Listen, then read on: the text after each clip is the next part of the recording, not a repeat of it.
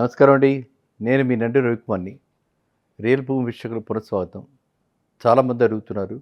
Commercial real estate అంటే commercial real estate Telugu ఉభయ రాష్ట్రాల్లో ఎక్కడ పెడితే బాగుంటుంది? ఎలా ఉంది డిమాండ్ అని చెప్పి అడగటం జరుగుతుంది. సో, చాలామందికి తెలుసు. కమర్షియల్ రియల్ ఎస్టేట్ అనంగానే హౌసింగ్ లోన్ రేట్‌లో కమర్షియల్ రేట్ రాదు. ఇంట్రెస్ట్ రేట్‌లో మార్పొస్తుంది. ఆల్మోస్ట్ 50% ఎక్కువనమాట. ఇది 8% అయితే మినిమమ్ అది 12% పైనే ఉంటుంది. తక్కువుండదు. సో, బ్యాంక్ లోన్ తీసుకునే కమర్షియల్ రేట్ ఆఫ్ ఇంట్రెస్ట్‌లో బ్యాంక్ లోన్ తీసుకొని కట్టుకునేవాళ్ళు, అలాంటివి కొనుక్కునేవాళ్ళు ఈ యాస్పెక్ట్ కూడా దృష్టిలో పెట్టుకోవాలి. నెక్స్ట్ కమర్షియల్ ఇన్వెస్ట్‌మెంట్ చేసేటప్పుడు అవి ప్రీ లీజ్డ్ అని చెప్పి చాలామంది మనల్ని అట్రాక్ట్ చేసి, టెంప్ట్ చేసి అమ్ముతున్నారు. కానీ ఆ లీజులన్నీ కూడా 10 ఇయర్స్ వరకు అయితే కంపల్సరీగా ఉంటున్నాయి. 10 ఇయర్స్ బియాండ్ అయితే ఆ లీజ్ ఉండదు. ఆ తర్వాత మళ్ళీ కొత్తగా లెస్సార్ ఒకళ్ళు రావాలి. మళ్ళా ఆ ఏరియాలో అదే డిమాండ్ ఉండాలి. ఆ తర్వాత దాన్ని బట్టి దాని ఇంట్రెస్టు దానికి ఎలా ఉంటుంది సేఫ్టీ రేట్ అనేది అప్పుడు అది ఉంటుంది. కాబట్టి అదొక major point for consideration. Major point concerning area. కాబట్టి అదొకటి మనం గుర్తుంచుకోవాలి ఇన్వెస్ట్ చేసేటప్పుడు లాంగ్ టర్మ్ ఇన్వెస్ట్‌మెంట్ కాబట్టి. ఇంకా మూడోదొచ్చి అయినా కమర్షియల్ ఇన్వెస్ట్‌మెంట్ ఎందుకు చేస్తారు చాలామంది అంటే, ఇక్కడొచ్చే రెంటల్ వాల్యూ రెసిడెన్షియల్ వాల్యూతో పోలిస్తే డబల్ ఉంటుంది కాబట్టి ఇక్కడికి రావటం జరుగుతుంది. రెసిడెన్షియల్‌లో ₹3-4 వస్తే ఇక్కడ మినిమమ్‌లో ₹8 వస్తున్నాయి. ఒకప్పుడు చాలా ఎక్కువ ఉన్నా ఇప్పుడు ₹8-9 వస్తుంది కాబట్టి కమర్షియల్ వాటిలో ఇన్వెస్ట్ చేయడం జరుగుతుంది. ఇప్పుడు మనము ప్రస్తుతం హైదరాబాద్ నుంచి తీసుకుందాం. ఎందుకంటే మనకి ఇప్పుడు కమర్షియల్ మన ఉన్న డేటా ప్రకారంగా చూస్తే పరిధిలో నాకు తెలిసినటువంటి డేటా ప్రకారంగా చూస్తే ఇవాళ కమర్షియల్ స్పేసెస్‌కి మ్యాక్సిమం డిమాండ్ 2 రాష్ట్రాల్లో కలిపి చూస్తే వైజాగ్‌లో ఫస్ట్ ఉంది. వైజాగ్‌లో అనూహ్యంగా కమర్షియల్ స్పేసెస్‌కి మంచి డిమాండ్ ఉంది. అండ్ సెకండ్ థింగ్ మళ్ళా కంటిన్యూస్ టు బి మన హైదరాబాద్, తర్వాత విజయవాడ అండ్ గుంటూరు. ఈ ఏరియాస్‌లో బాగా వచ్చి తర్వాత తిరుపతి, నెల్లూరు. ఇవి ప్లేసెస్ ఇప్పుడు కమర్షియల్‌గా బాగా గ్రో అవుతున్నాయి. కమర్షియల్‌గా చాలా యాక్టివిటీస్ జరుగుతున్నాయి. అక్కడ కమర్షియల్‌గా ఈ రోజున వైజాగ్ అయితే ఏంటంటే ఈ కొత్త ఐటీ కంపెనీలు అక్కడికి రావటం, అక్కడ ఇన్వెస్ట్ చేయటం, దానివల్ల ఫ్రీక్వెంట్‌గా విజిటర్స్ రావటం, అక్కడికి ఫారినర్స్ ఎక్కువగా వచ్చే అవకాశాలు కనిపించడం, దానికి ఎంఎన్‌సీస్ పెద్దవాళ్ళంతా కూడా అక్కడ డైరెక్టర్స్ కానీ వాళ్ళు రావటం, మీటింగ్‌లు జరుపుకోవటం, అక్కడున్న వాతావరణం దృష్ట్యా అక్కడ ఈ రకమైనటువంటి కమర్షియల్ దానికి డిమాండ్.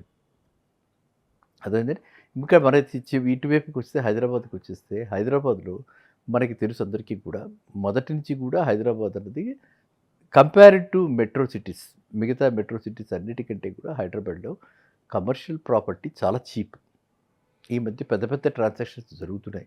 అటు గూగుల్ వాళ్ళు ఎంఎన్‌సీస్ చాలా కంపెనీలు ఇక్కడికి వచ్చి ఇక్కడ ఇన్వెస్ట్ చేయడానికి ముందుకు వస్తున్నాయి కాబట్టి వీళ్ళంతా కూడా ఈ కమర్షియల్ స్పేస్‌ని తీసుకుంటున్నారు. వాళ్ళ ఓన్ ల్యాండ్‌లో వాళ్ళు డెవలప్ చేసుకునే దాకా, వాళ్ళ ఇన్‌ఫ్రాస్ట్రక్చర్ వచ్చేదాకా, వాళ్ళ సెటప్ మ్యానుఫ్యాక్చరింగ్ గానీ, సర్వీస్ ఇండస్ట్రీ గానీ వాళ్ళది వచ్చేదాకా వాళ్ళకి కమర్షియల్ స్పేస్ కావాలి. అదేవిధంగా మనకి చూస్తే ఒక ఎంఎన్‌సీ ఏ కంపెనీ వచ్చినా సరే వాళ్ళకి ఒక రిజిస్టర్ ఆఫీస్, కార్పొరేట్ ఆఫీసు ఇలాంటివి ఎస్టాబ్లిష్ చేస్తున్నప్పుడు రిజిస్టర్ ఆఫీస్ వాళ్ళకి మినిమంలో 100-150 పీపుల్ ఉంటున్నారు కాబట్టి వాళ్ళకు కూడా హైదరాబాద్ అయ్యింది కాబట్టి హైదరాబాద్లో కూడా మంచి డిమాండ్ ఉంది వీటికి. సో, ఇలాంటి ఏరియాస్‌లో మీరు ఎలాంటి ఏరియాస్‌లో ఏ రేట్లలో తీసుకోవాలని మనం ఆలోచిస్తే కమర్షియల్ ఏరియా అనంగానే మనం చుట్టుపక్కల ఇప్పుడు హ్యాపెనింగ్ ప్లేసెస్‌లో తీసుకోవాలి. ఎప్పుడు కూడా హ్యాపెనింగ్ ప్లేసెస్‌లో తీసుకుంటే మనకి సేఫ్టీ ఉంటుంది. Like financial district and Kokapet ఇటువైపు వెస్ట్ సైడ్ అర్థమైందా? మనకి అలాగే ఈస్ట్ సైడ్‌కి వెళ్తే ఉప్పల వైపు చాలా కమర్షియల్ ప్రాపర్టీస్ బాగున్నాయి. అదేవిధంగా శంషాబాద్ దగ్గర వన్ సిటీ, ప్రెస్టీజ్ వాళ్ళ వన్ సిటీ వస్తుంది. ఇంకా అపర్ణ వాళ్ళది వస్తుంది. చాలా ప్రాజెక్ట్స్ వస్తున్నాయి. అక్కడ కూడా కమర్షియల్ స్పేస్‌కి మంచి డిమాండ్ కనిపిస్తుంది. ఇలాంటి ప్లేసెస్‌లో మీరు ఇన్వెస్ట్ చేయండి. డెఫినిట్‌గా మీకు మంచి డిమాండ్ ఉంటుంది. రేపొద్దున మంచి రెంటల్ వాల్యూస్ కూడా వస్తాయి. ఎందుకంటే అక్కడంతా కూడా పెద్ద ప్రాజెక్ట్స్ వస్తున్నాయి. అంతేగాని పూర్తిగా రెసిడెన్షియల్‌గా ఉన్నటువంటి ఏరియాస్ ఇప్పుడు మనం చెప్పుకున్నాం గత వీడియోస్‌లో సౌత్ సైడ్ ఇంకా కమర్షియల్ యాక్టివిటీకి పెద్దగా స్కోప్ కనిపించట్లేదు. పెద్దగా రావట్లేదు అక్కడ. సో, మీరు సౌత్ సైడ్‌కి వెళ్ళి అక్కడ మీరు కమర్షియల్ ప్రాపర్టీలు పెట్టారనుకోండి, మీకు నష్టపోయే అవకాశాలు ఎక్కువ ఉంటాయి. అంటే ఆ రిటర్న్స్ రాకపోయే అవకాశాలు ఎక్కువ ఉంటాయి. కాబట్టి మనం ఏరియా స్పెసిఫిక్‌గా మనము ఏ ఏరియాలో ఎందులో పెట్టుబడి పెట్టాలన్నది మనం నిర్ణయించుకోవాలి ఫస్ట్. ఆ తర్వాత మనకు ఆ నిర్ణయం తీసుకున్న తర్వాత మనం ఎంత బారోయింగ్, కాస్ట్ ఆఫ్ బారోయింగ్స్ ఏమిటి, మనకొచ్చే రిటర్న్స్ ఏమిటి, ఈ రెండిటి మధ్యన ఎంత కైండ్ ఆఫ్ గ్యాప్ ఉంది, రిస్క్ మనకి ఎంత తీసుకుంటున్నాం అంటే రిస్క్ ఎపిటైట్ తెలుస్తుంది. కాబట్టి మీరు ఒక్క రిటర్న్ చూసి ఎవరో చెప్పారు మనం 30,00,000 పెడితే చాలు, కాలు మీద కాలేసుకుంటే నెలకు 15,000 వచ్చేస్తుంది అని ఇలాంటివెన్నెన్నో ప్రామిసెస్ చేస్తున్నారు. ఎంతోమంది ఎన్నో రకాల ఇచ్చేస్తున్నారు. కాబట్టి మీరు అలాంటి వాటికి భ్రమలకి మీరు గురి కాకండి. ఇక తిరుపతి. తిరుపతి అనంటే పిలిగ్రిమ్ సెంటర్ కాబట్టి టూరిజం ప్లేస్‌గా and it's a very very అంటే మనందరం కూడా కొలిచే దేవుడు కాబట్టి అక్కడికి ఎప్పటికైనా కూడా ఈ పిలిగ్రిమ్స్ వెళ్తూనే ఉంటారు కాబట్టి తిరుపతి దగ్గర డిమాండ్ అలాగే ఎవర్ లాస్ట్ డిమాండ్ ఉంది. అక్కడ కూడా ఎటువంటి వాటికి ఉంది అనంటే ఆఫీస్ స్పేసెస్‌కి లేదక్కడ. అక్కడంతా కూడా ఈ కైండ్ ఆఫ్ మనం చెప్తూ ఉంటాం కదా! లాడ్జిలు, ఈ కైండ్ ఆఫ్ రూమ్సు, ఈ కైండ్ ఆఫ్ ఓయో రూమ్స్ లాగా అక్కడ వాళ్ళు కట్టిస్తున్నటువంటి కొత్త కొత్త కాన్సెప్ట్స్ తోటొచ్చి వీళ్ళే మెయింటైన్ చేస్తున్నారు. పెద్ద పెద్ద కంపెనీస్ మెయింటైన్ చేస్తున్నారు. తాజ్ గ్రూప్‌లో కూడా ఈ ప్రాపర్టీ మెయింటెనెన్స్‌లోకి వచ్చేసింది ఇప్పుడు. తాజ్ గ్రూప్ అంతటి వాళ్ళు కూడా అందరికీ కూడా అవకాశం ఇస్తూ వాళ్ళు ప్రాపర్టీస్ తీసుకొని వాళ్ళ యొక్క ఎక్స్‌పర్టీస్ మెయింటెనెన్స్ హాస్పిటాలిటీ ఇండస్ట్రీలో మనకున్న కమాండ్‌ని బట్టి వాళ్ళు కూడా తీసుకొని చేస్తున్నారు కాబట్టి మీరు అట్లాంటి అంటే మనం ఆ ప్లేస్‌ని బట్టి మనం అలాంటి దాంట్లో పెడితే మంచి రిటర్న్స్ వస్తాయి.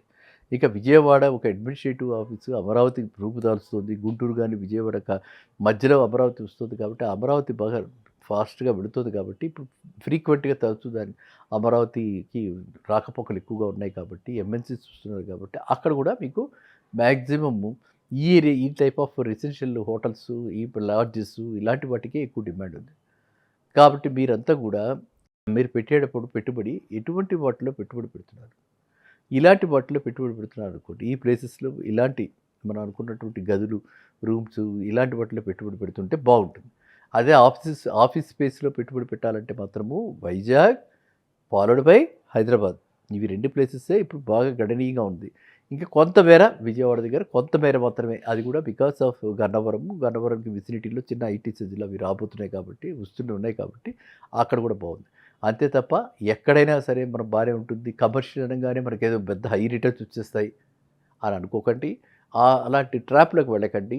మనకి హై రిటర్న్స్, చక్కటి రిటర్న్స్ వస్తూ ఇటు కమర్షియల్‌గాను, అటు రెసిడెన్షియల్‌గా గూడా వాడుకోగలిగినవి లేదా సెమీ కమర్షియల్ ప్రాజెక్ట్స్‌లోను మీరు ఆలోచించి, ఆచితూచి రిస్క్ ఎంతుంది రిస్క్ దృష్టిలో పెట్టుకొని మనం చూసుకోవాలి. ఎందుకంటే అందరూ ఊహిస్తున్నారు, అందరూ ఎక్స్‌పెక్ట్ చేస్తున్నారు రిసెషన్ వస్తుందని. రిసెషనే గనక వస్తే it will be very very severe. ఎవరు ఊహించలేరు. రెంట్ కాదు గదా! అసలు మెయింటైన్ చేయడం కూడా చాలా కష్టమైపోతుంది. అలాంటి పరిస్థితులు రాకూడదని కోరుకుందాం.